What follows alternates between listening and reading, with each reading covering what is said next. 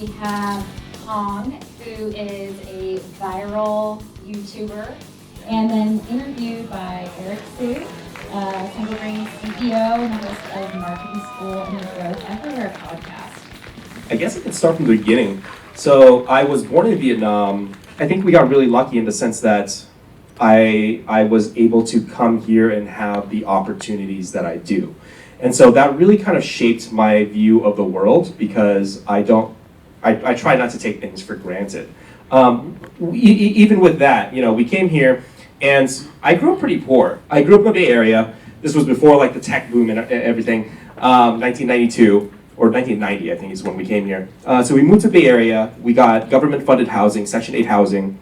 And what that did for me as a person was that it allowed me to kind of tap into like my entrepreneurial spirit, because for Christmas I wasn't able to get the things that other kids got, and because of that I had to kind of make my own money. I had to make my own destiny.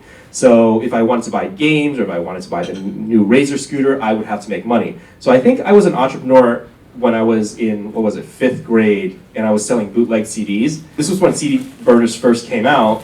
And I said, well, why don't I just sell, like people were buying CDs at this time to put in their CD players. One of those Asian kids. Yeah.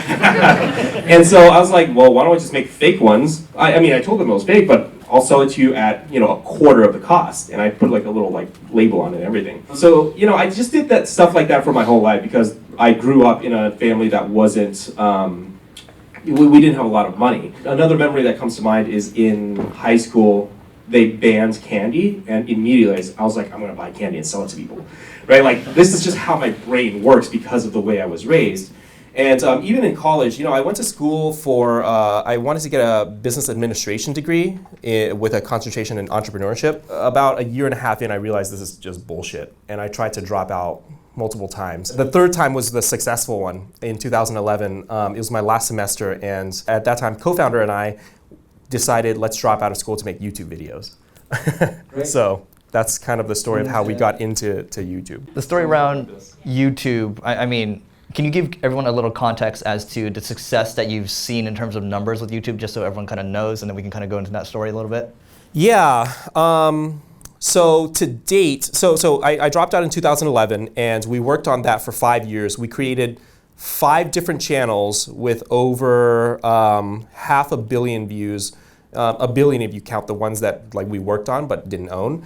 So like about 1 billion views, 4 million subscribers, and we were at our peak making $2 million a year, with 80% of that being just pure profit. Wow, and this is strictly off of, what was the monetization model? There were a few things. So the ads on YouTube, contrary to popular belief, don't actually make that much. It made us about 10%.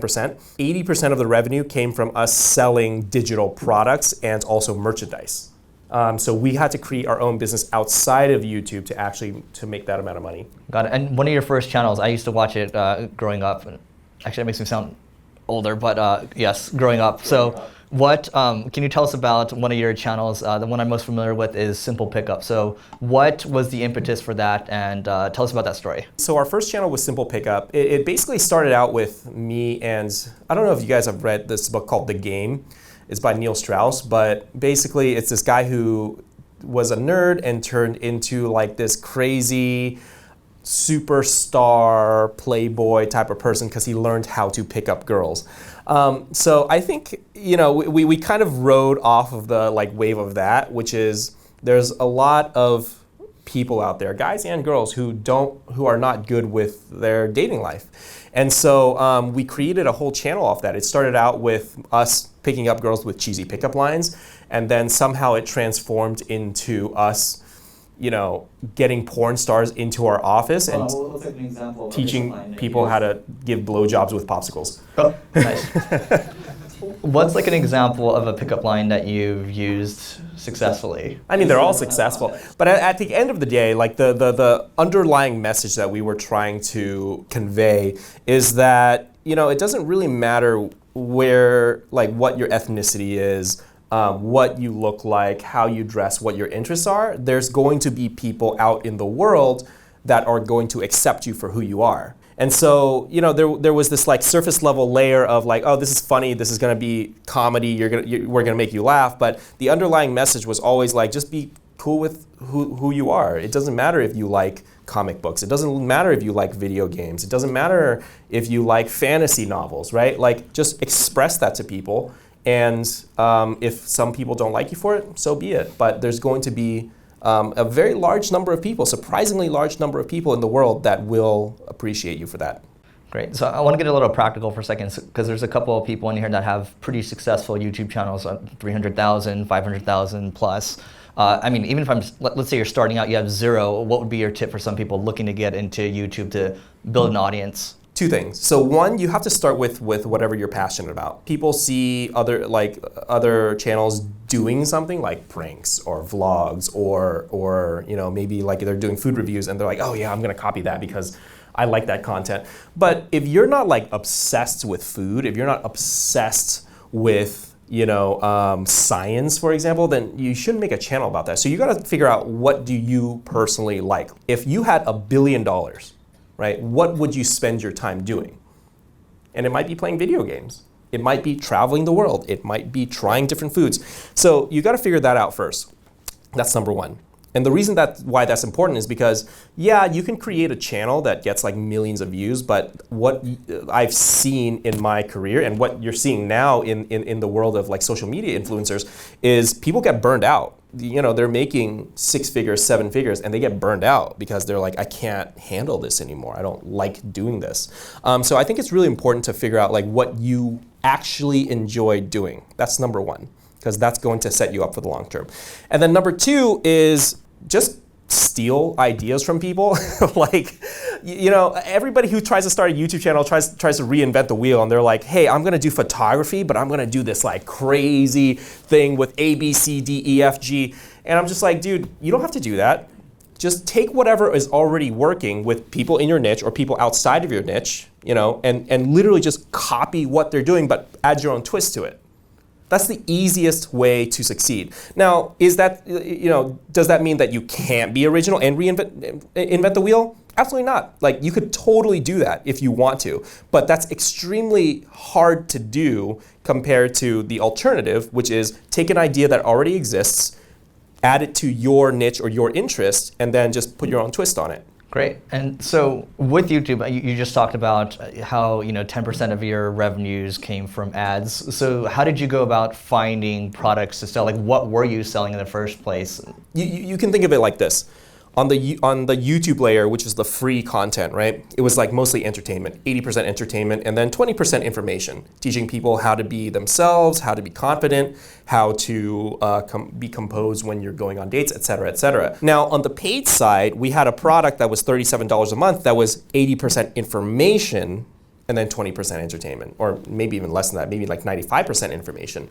And that's because there's a significant group, small but significant group of people who will actually pay you for that information. And so that's mainly how we made our money, was creating a digital product that taught people like the informational side of things that we didn't cover in the YouTube channel. So I'll give you a really great example. Anyone watch like cooking videos on YouTube? Cooking videos on YouTube, the best ones don't actually teach you the recipe. Right? Like, they'll say, hey, I'm gonna make this like cake that is the character from Frozen, Elsa, whatever. And I'm gonna show you how I make it. And it's like a 3 to 4 minute video that's like, hey, I do this, I do this, I do this, I do this. It doesn't really teach you step by step how to make it. The analogy here is that that's the entertainment layer that just teaches you like, this cake is possible and this is generally how you do it. But imagine now if you said, all right, if you want to do this yourself, buy this course for, $20, $100, whatever you want to charge for it, but I'm going to give you the step-by-step on how to make that cake. And it's information rather than entertainment. But a small percentage, but significant percentage of people who watch your content for the entertainment value will care about that information aspect as well. So you were making, just so I understand, you were making helpful videos for people, and at the end you'd put some, let's just call it like a native ad. Yeah, no, it was all through just like our YouTube channel. Got it. Okay, so everything's organic. Yeah, everything was organic. Cool. Got it. So you got Simple Pick. I looked at it this morning, 2.7 million subscribers, and you don't really touch it that much anymore, right? Yeah, we don't work on our YouTube channels anymore because we're focused on Jumpcut now. Got it. So okay, so let's talk about this. Like, what happened here where you're just like, okay, 2.7, like we're doing 2 million in profit a year. I think most people would be like, woohoo. And so like, what happened? So me and my co-founder, Jesse, we decided at one point, like, you know, we had a real talk with ourselves and we said, hey, what do we want to accomplish in life? Like, at the beginning, it was just like, hey, let's make a shit ton of money, right? And I think with a lot of entrepreneurs, that's kind of like the first goal. It's just like, let's just make money. Once you make money, you start to realize that money is actually, it's a social construct. Like, you only believe that money exists because, or money only exists because we believe that it exists. And you start to realize, why am I doing this for money? That doesn't even make sense. And so we had this long conversation about what we wanted in life, and it wasn't money. It was, at the end of the day, impact. Doing something that is impactful to society, doing something that is going to leave a legacy, doing something that is going to change the status quo of what already exists in our society. And that's what we wanted to do. So we said, you know, what we're doing right now with the YouTube channels, at the end of the day, yeah, it's kind of impactful. But for most people who know what Simple Pickup is, they're just watching it because they want a good laugh, right? Like, they want to be entertained. And you can only do that for so long until that gets a little bit, I guess, monotonous. And so we wanted to do something that's a little bit more impactful and that is actually going to make a change in how our society works. Great. So what is Jumpcut then? You know, if you go to our website right now, it looks like a school for influencers, but I would think of it like this. The end goal is to try to recreate what college currently is. So personally, I dropped out of college because I did not appreciate what I was learning. And I definitely did not appreciate the price that I had to pay to learn that. And so I think a lot of things are broken in that system. So our goal long term is to create a new college that is not only engaging to the students in terms of what they learn, but also useful, right? Like, a lot of courses you take in college are not useful in the real world, let's be honest. So that's what we want to do in the long term. Right now, what we're trying to do is create courses that introduce aspiring entrepreneurs to potential businesses that they can create.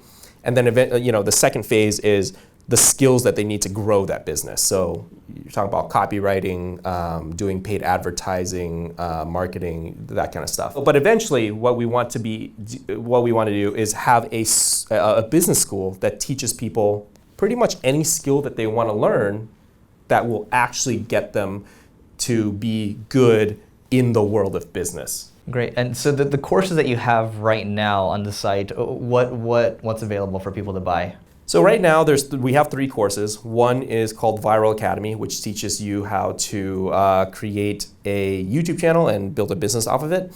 The second is called Automated Income Machine, which teaches you how to create a digital product based on whatever your expertise is.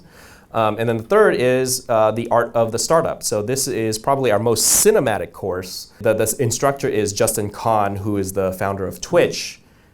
He's teaching you how to come up with the idea and grow your own high growth tech startup. Great. And your company is really interesting because you're backed by Y Combinator, and Y Combinator is one of the world's kind of most popular accelerators. And what are you, batch spring of 16?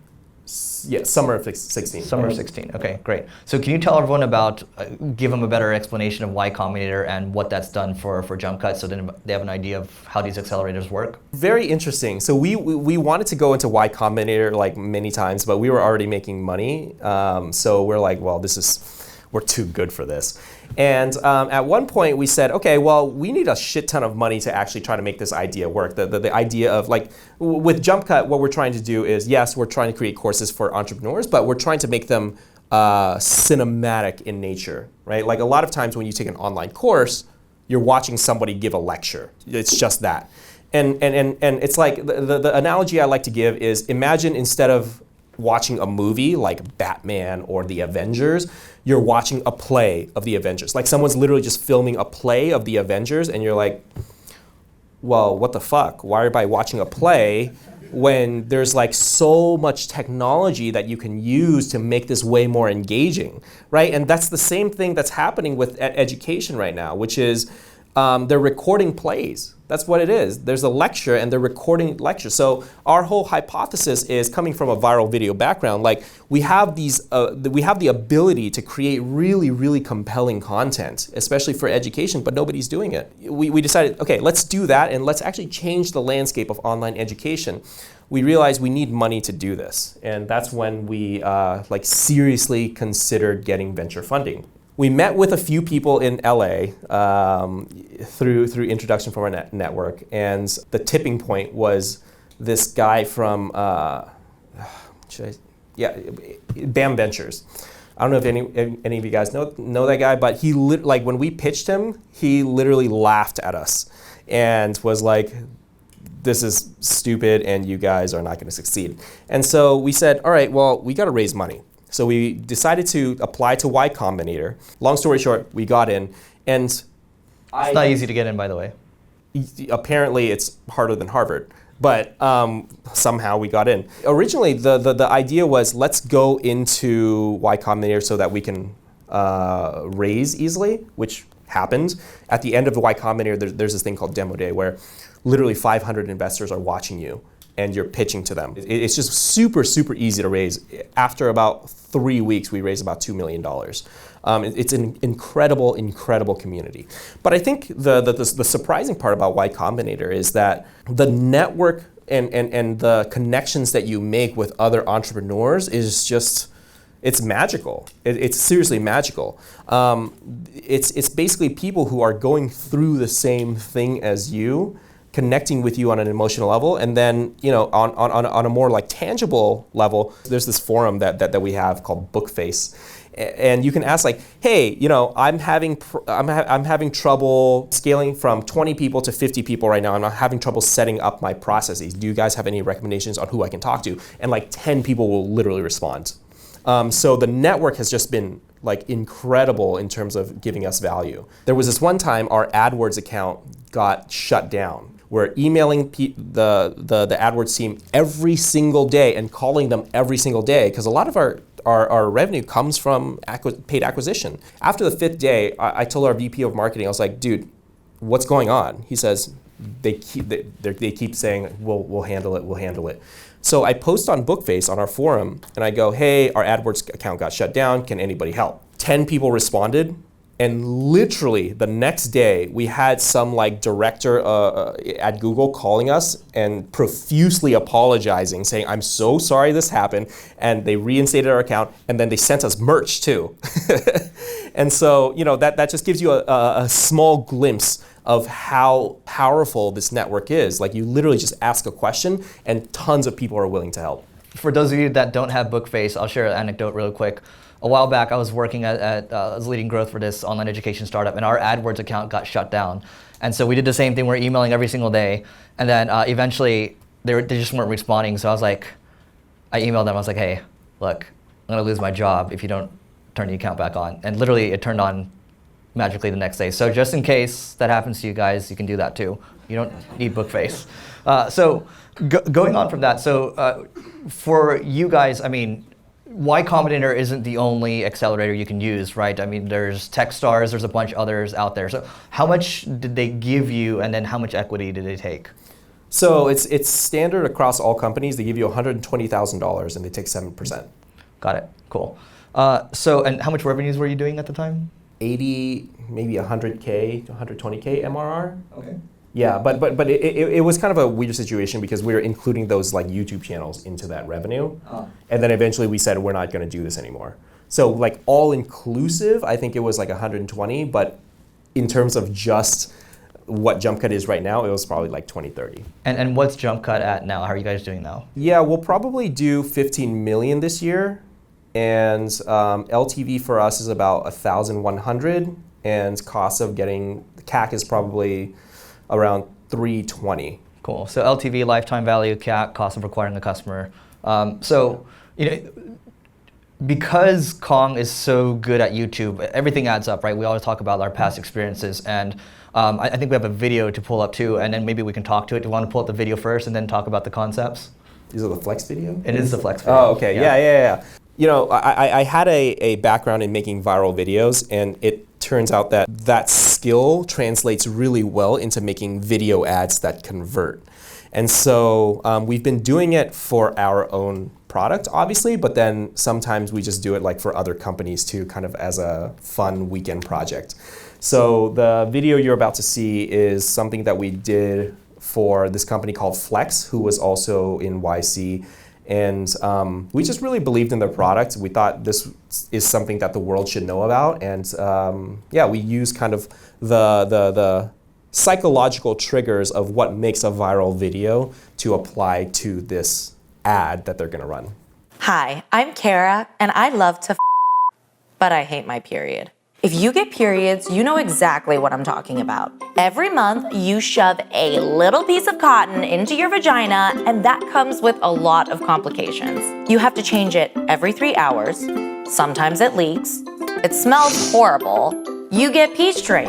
And worst of all, you can't have sex unless you like creating abstract art with your bed sheets. Or maybe you're using one of these, which means you're basically wearing a bulky wet diaper filled with your own blood all day. They smell terrible, they stick to your legs, sometimes even your pubic hair, and carrying extras in your purse isn't exactly discreet. Worst of all, you can't have sex. Vaginas have been bleeding since the beginning of time. It's now 2018. We can launch a rocket to shoot a sports car into space, but we can't go throughout the day without worrying about whether or not we have blood on our butt. We shouldn't need to worry, and now we don't have to. Introducing Flex, an innovative solution to those outdated period products. I know what you're thinking. This thing looks huge. Whose vagina is that big? Mine is, and hers, and hers. And so is yours. Let me give you a quick anatomy lesson. While tampons and cups plug the vaginal canal, Flex sits in a comfortable space called the vaginal fornix. This is the widest part of your vagina and it has fewer nerve endings, so once Flex is inside, you won't even feel it. Unlike other period products, which you have to change every few hours, Flex can be worn for 12 hours. That means you don't have to worry about it while you're at school or at work, and you don't have to worry about it while you're sleeping. On top of that, it doesn't leak, it doesn't smell, and it reduces cramping and bloating in 70% of our customers. It's completely safe for your body. There are no chemicals, it's hypoallergenic, and it's BPA free. Flex is also environmentally friendly and produces 60% less waste than traditional period products. And the best part? You can have mess-free period sex while wearing it. Click the link below this video to order your trial of Flex today and never be confused again on whether you're about to get cramps or about to poop. We guarantee you'll have the most comfortable period of your life and possibly the sexiest.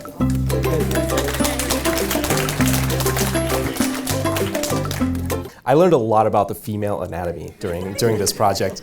But what I was saying is, like, a lot of people are, you know, when you try to get users, if you have an amazing product that is just going to be viral, then you don't really need any marketing, right? Like Uber, for example, it's just like, that's something that people are just going to share because it's such a very, very, you know, when you talk about NPS score, it's very high. But I would say most people, you have to like educate potential customers about your product.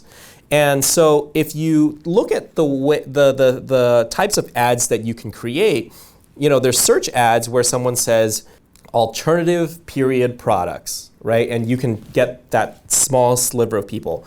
And then on the next level is you can create a display ad where you have a picture and a headline, right? That says, hey, we're Flex, like we're an alternative to tampons, whatever, and this is what we do. But you only have a limited amount of text and picture to convince people, right? So even with that, you have to be pretty targeted if you want to convert.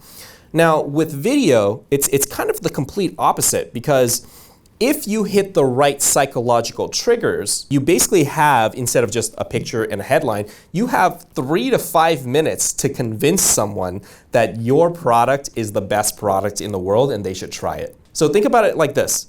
If you have an image and a headline, the amount of time you have to convince someone is probably a second, maybe 2 seconds, right? Because they're going to look at it, they're going to read it, and they're going to say yes or no. With a video, again, if you hit the right psychological triggers and keep them watching, then you have up to like 5 minutes to convince them to buy your product.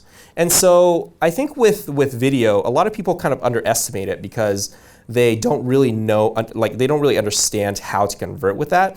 But once you understand the triggers or the, you know, like light switches that happen in people's brains and you're able to optimize on that, you can convince like super, super cold traffic who doesn't know who you are, who doesn't even know that they have a problem, into buying your product. So here's the thing, Kong's targeting is amazing.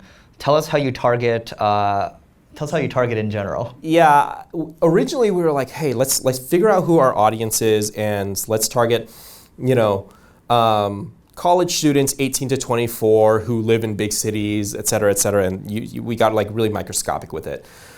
Eventually, you know, using this power of video and being able to convert cold traffic, what's worked best for us is we just target men all around the world who speak English, and then women all around the world who speak English. There's 2 separate ads for men and women.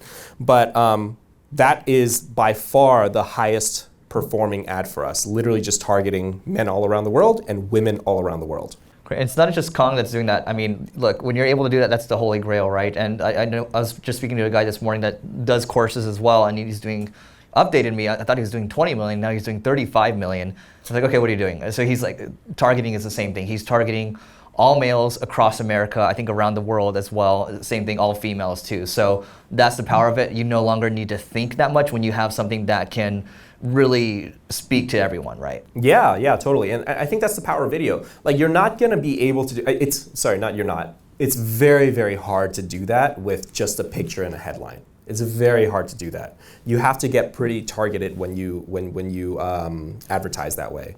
But with video, it's such a great media for I guess, selling people that you could potentially just target a very, very broad audience. So what are some pitfalls for people to avoid? Let's say they got the video going, right? But you don't obviously just want to run ads for the sake of running ads. Like, what are some mistakes you made while building this $15 million a year machine? I consult with a lot of people on how to create their own ads and how to do acquisition for their businesses. And I would say the biggest mistake is to spend too much time on the video.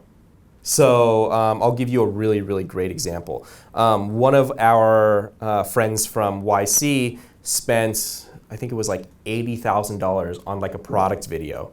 And it was just like, hey, look, this is a microphone and this is what the microphone does. Here's why it's better. They spent $80,000 on that and it ended up not working for an ad, right? They put it on their website and it's their intro video and I think it's fine, but like, was that worth $80,000? No.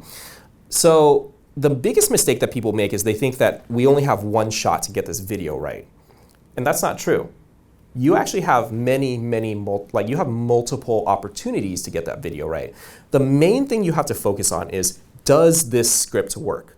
And so when I talk to other companies about creating their own video ad, all I say is this: write a script, have you or somebody who's going in front of the camera talk to the camera, deliver that script, maybe put in a little bit of B-roll, and figure out, is this breaking even, or is this even close to breaking even?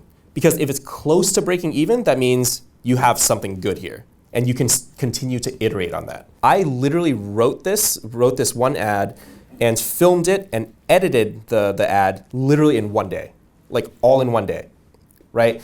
We tried it. It did a little bit better than breaking even. It wasn't like phenomenal. But I was like, okay, so that script works. So now let's make it better. So then we changed the script. We filmed it in a better location. We add text to it. We add like B-roll to it. We added some other things to it. We kept split testing a bunch of things. We're now on our probably 20th iteration of that ad. And that's how we're getting the numbers that we're getting that I told you earlier. Some of your iterations are pretty funny. So he added text, and then it's like, hi, I'm Asian, and then that increased your conversion rate by how much? Yeah, that increased our conversion rate by 15%. The ad starts with me saying, hey, I'm Kong, and I'm going to teach you how to create YouTube videos or something like that, right? And on the screen, we put, hi, I'm Asian.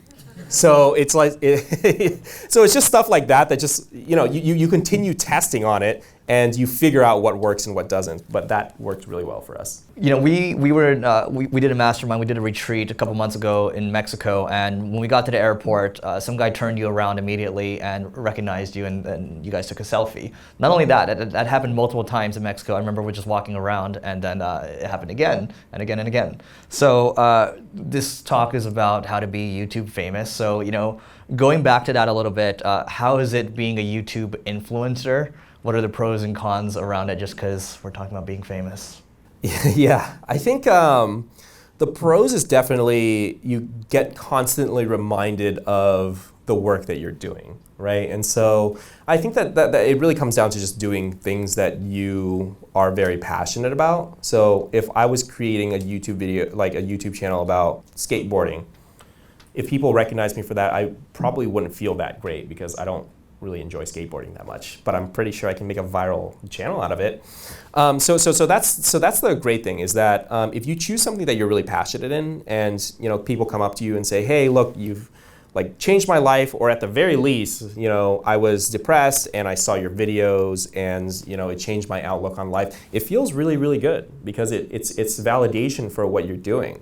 On the flip side, I think the hard part is that once you get to a certain point, it's actually hard to have that privacy almost. So every time I go out to dinner with a date or even with my mom, I'm always conscious of like, oh, are people looking at me? So that's been probably the hardest part for me, which is feeling like I'm always being watched instead of having like alone time with me and the person that I'm with. Has your mom seen your simple pickup videos before? Yeah, she doesn't get it. So how's the transition been from you? I mean, look, you've had this successful YouTube channel, and it was really just you and Jesse, right? It wasn't that many people. Now you, correct me if I'm wrong, and now you have Jumpcut, you have a bunch of team members. How's that transition been from small, or not just, YouTube channel, not many team members, to now like venture-backed company? With Simple Pickup, we had, I believe at our peak, 6 team members, including me and Jesse, maybe 7 team members, including me and Jesse. So it was a small team, and when you have a small team, you don't really need to have processes and structure because it's just like, hey, get the shit done and like go do it. But now we have about 70 people on our staff. It becomes a little bit different because you can't just say, hey, go do this, like take care of it. You actually have to have processes in place. You have to set goals and you have to let each person know what they're responsible for. That honestly was probably my biggest mistake, which is continuing to have this like startup mindset of like, all right, everybody do whatever they want, and not having enough process and not having enough direction as we grew. So how did you learn? Through failures. I mean, it's a long story, but about this time last year, we had, about June of last year, we had 23, 24 people on the team, all in-house. And what happens was that we had to let half of them go because there's 2 problems. One, we didn't set goals for ourselves as founders and as leaders. And we're just like, fuck it, let's do whatever and let's have fun and like let's do whatever, it feels good. And that's not a really great way to operate when you have that many people on staff and when you're burning like $100K per month. So we made that mistake. The second thing was that we didn't give them responsibilities either, right? So we just said, hey, you're a producer, you're gonna do like generally all of these things. And we didn't have clear responsibilities for them. So 2 things happened because of that. 1, we didn't have a North Star that we were going to. And 2 is people themselves didn't have a North Star that they were trying to head to. And so what happens with that is, 1, the company is very dysfunctional because they don't know what the fuck they're doing. And then number 2 is you can't actually objectively grade them on their work because you didn't give them clear goals. Those 2 things mixed together was a very, very shitty experience for everybody. And we had to let half of the team go. So from that experience, we looked back on it and we said, what could we have done better? And the main thing is to set clear goals and to set clear responsibilities for everybody. Got it. Yeah. If everything's a process problem, everything is really people that help you build it, right? One thing we feel free to say if this is off limits or not, but you brought up the Nothing's concept. off limits. All right, great. So, silent retreat. Talk about that. Silent retreat? You went to this retreat, maybe not silent retreat, but you went to this retreat and you talked about how it was really impactful and it basically changed your life. Can you talk about that a little bit? So let me preface this with, I grew up in a family where we don't really talk about our emotions. We don't talk about our feelings, right? So if you're stressed about something or if you're like sad about something or angry about something, it's just like fucking deal with it, sweep it under the rug. The Asian way. Yeah, seriously. And like my parents never said like, hey, I can tell you're feeling sad. Let's talk about it. Like they never said that. It was just like, oh, you're sad, fucking deal with it. They didn't literally say that, but like that was the whole, like that was, what was communicated. And so I always grew up thinking that a great leader and a great friend and a great partner is someone who's like rock solid, right? Like they don't care about emotions, they never feel sad, they're always like up here, they're always level-headed. And that's the way I operated for a very, very long time, not just in high school and college, but also when I created my business with Simple Pickup. Like I did that and I was able to be pretty successful. So I went to this retreat actually around this time last year, late 2017, that was recommended to me. It's called Interpersonal Communication. If you guys know that the class at Stanford Business School called Touchy Feely, it's based off of that essentially. What this was kind of just like a battleground or like a practice ground, if you will, to get you to talk about your emotions, get you to be vulnerable, get you to talk about all these things that I never experienced in my life. And so the first day going into it, I was like, this is so stupid. Oh my God, am I really talking about my feelings right now? Second day, I'm like, this is really stupid. Am I really talking about my feelings right now? And I think the third day, it started to click. I said, you know what, I'm here, let's just do this, let's just try it out and see what happens. So I started being vulnerable, I started sharing my emotions. And what happened was really, really amazing. It was mind-blowing. When I shared my emotions and when I was vulnerable with people, not only did it feel good to me, right, like it felt really good to me to do that. On the other side, it was very impactful for other people too. So at the end of the third day, this is a 4-day program. On the end of the third day, one of the reflection questions was, who was the most impactful to you this weekend? And out of the 15 people that were there, like 8 of them said my name. That's when I literally just broke down and cried.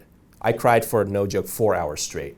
The way I explained it is, I've lived 29 years of my life wrong, and now I realize what is right. And so it was very impactful to me because I realized the importance of being vulnerable. I realized the importance of sharing your emotions and being weak, quote unquote. And that's not only beneficial to you, but it's beneficial to other people too.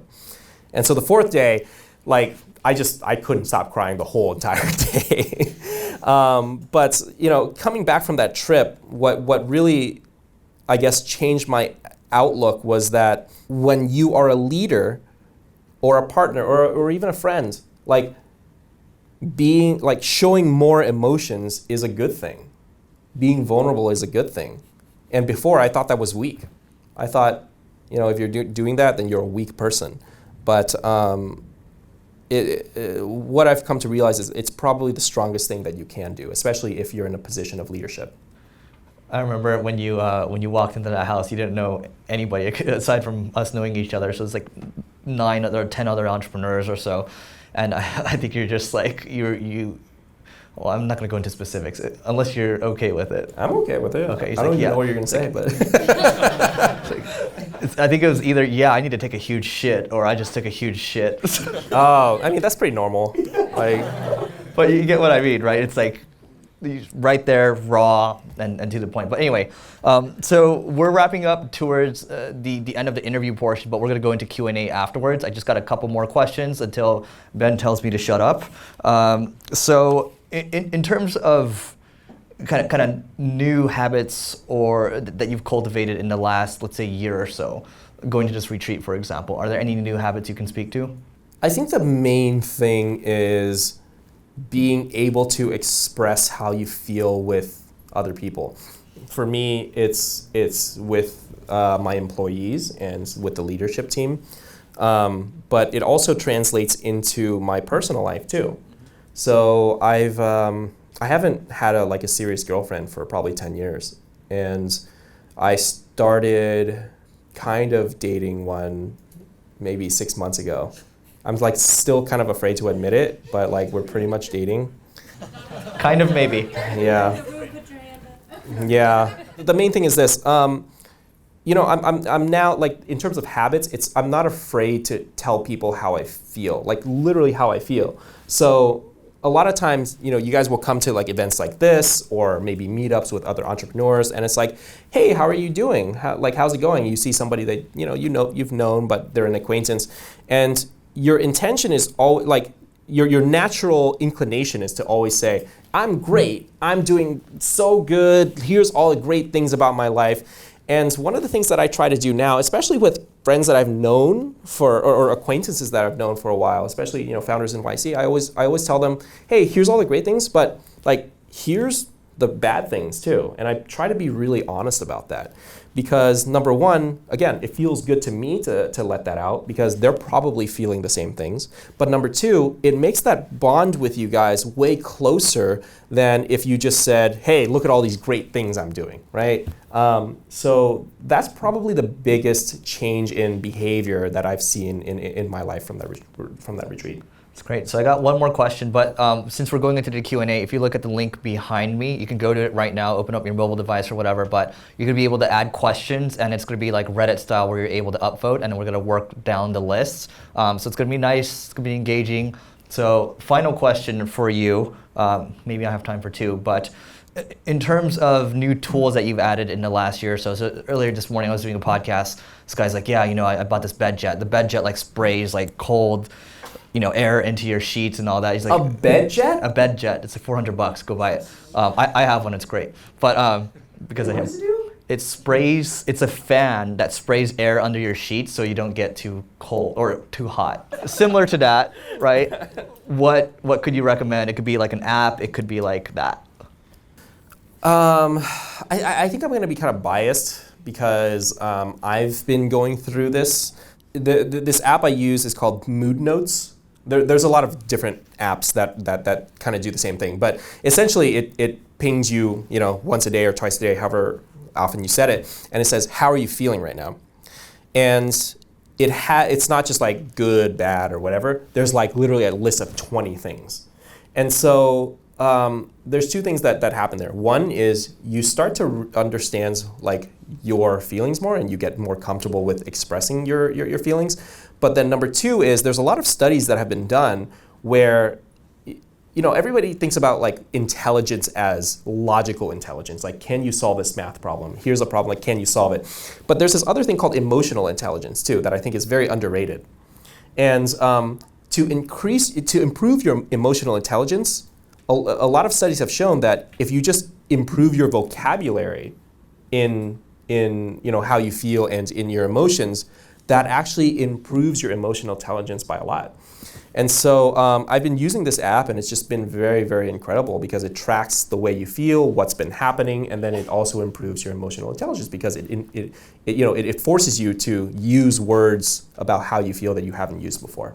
It's great. Actually, I have one final question. So what is one must-read book you'd recommend to everyone here, or it could be the first book that comes to mind? I always tend to recommend The Hard Thing About Hard Things by Ben Horowitz. It's just the most practical book on entrepreneurship and management. I think a lot of books out there, like 4-Hour Workweek and that kind of stuff, they're fun books, but at the end of the day, you don't really get any practical advice, depending on who you talk to. But most of the time, you don't get any practical advice. With The Hard Thing About Hard Things, there's a lot of practical advice about management and leadership. So I always recommend that. Kong, I want to thank you so much for doing this portion. Everyone give him a hand.